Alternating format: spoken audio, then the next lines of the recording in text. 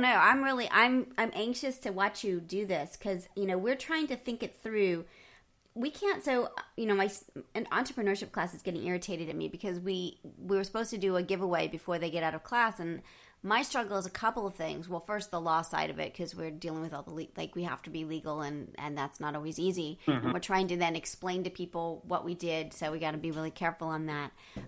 But I can't quite figure out. So we want to grow the podcast audience, not necessarily the group, because the group is really, we want people who really want to participate, right? We like the smallness of the group.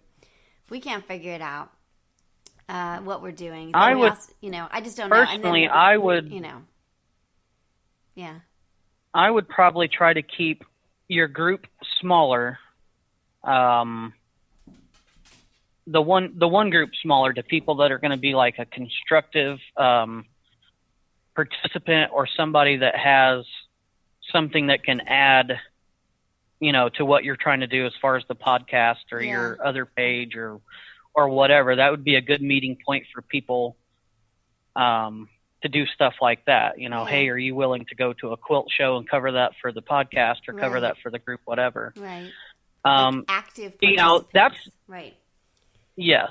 Now that's one aspect that honestly for this giveaway, I didn't even think of like the legal ramifications or anything. Mm-hmm. The only thing I tried to do was I conveyed to them, here's what I'm thinking.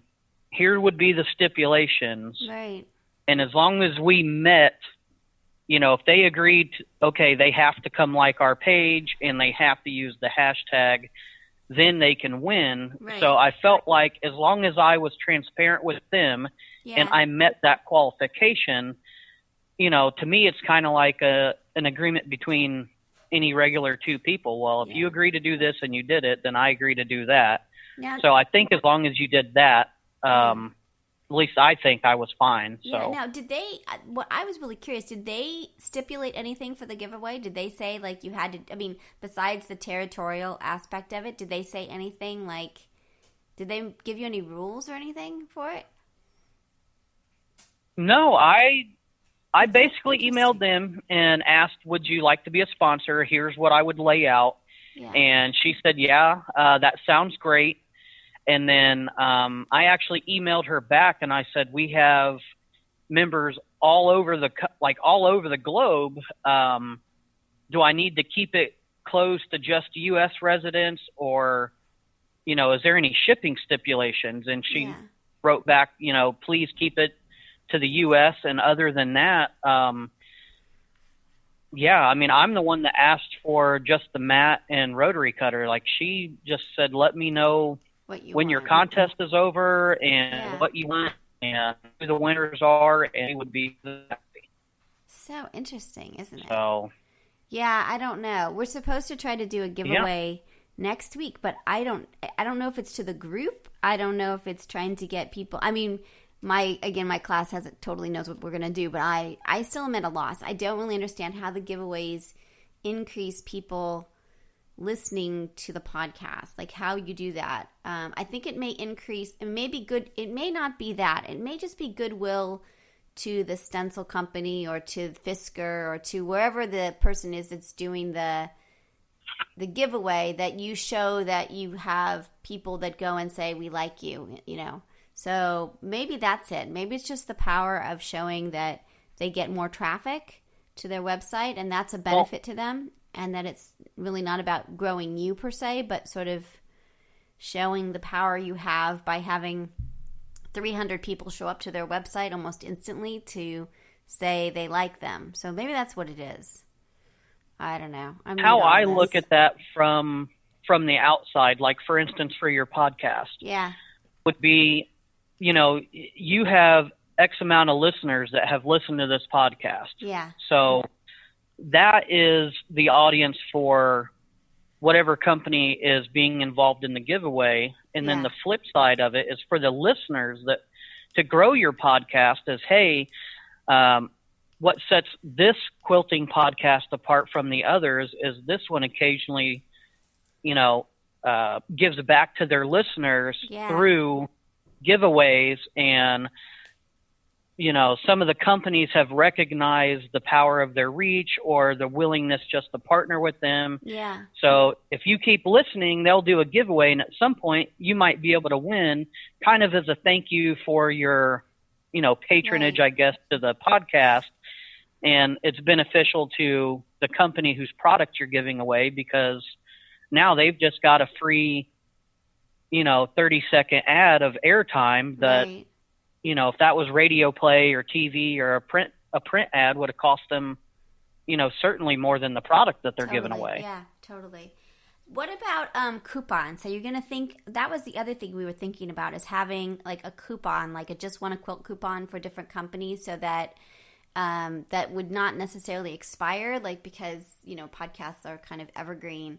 But that would encourage people to go there, and that way we could track if someone bought something at, I don't know, whatever company you want to, some company that we can see that they use that coupon, so we can keep track of, both the company and we could keep track of how much traffic the podcast brings. I don't know. That's another idea. Now I did think about like reaching out, because I use the Joann Fabrics app on my phone, yeah. and they send me, there's coupons that will just go to the app, and there's also coupons that if you've actually signed up, when you sign into the site, yeah. there's certain ones that are like just for you. I've thought about reaching out to them and trying to do something, something on that level too. Like, can we get a 10% off for whatever, right. But then again, it's like, how would I make it worth their time or available? Because when you have people having to use a coupon at a brick and mortar store, you got to make sure that store is available. Right. So right. there's, and maybe an online there's coupon. even places, I mean, for you, maybe an online coupon, since you're already online. That wouldn't be, that would be interesting. Yeah. Yeah, if they could shop at like whatever store online and have it shipped. Yeah. That would, and then again, that would be the same thing, because now we've made it to where these customers are already shopping for said supplies. Well, right. And if you buy those supplies from us. Right. Yeah. Yeah, they get the extra 10% off because they mention you have a special coupon code. Correct. I don't know. Yeah, I mean, there's always a way. Companies are always trying to captivate an audience. They're always trying to get their product out. They always want people to hear what they have to say. But on the flip side, things like Facebook or Instagram or something like that, where you have somebody and they already have the following, they already have that group there. And if you and that company can work out something, then, that company can utilize what you've already built, as long as they're willing to, sacrifice some kind of product or something, Yeah. I hear but you. I think it's beneficial both ways, because, what's $100 worth of cutting mat and rotary cutters versus, right. A TV ad or a radio spot or a print, a magazine ad or something, right. I mean, the difference is totally worth it, I think. It's so interesting. Well, we're definitely doing research on this, and once we figure out what we learn, we'll do it as a podcast and post it for everybody. But I find it really fascinating that this is part of the business. There, when I talk to a few people, a few companies, they're used to bloggers, right? Sending samples to bloggers and all of that. Mm-hmm. And podcasts are not as much. I'm curious about Facebook groups. I bet that's fairly new too. So it's this new territory of how to interact with your base, which you've got an incredible base, and the products their base is using. And it just seems like a really, again, super interesting space. So as we go, I'd love to keep. We may have ideas for you as we go. So I'm totally about. Your base is so interesting, because your base is gonna buy stuff that's like, they're not just gonna buy indiscriminately. They're buying carefully, which I think is super smart. So how do you tie into that and have products that they say, yeah, we want to use that? Like, I suspect your endorsement or your is important, and that you become somebody who they trust, you know?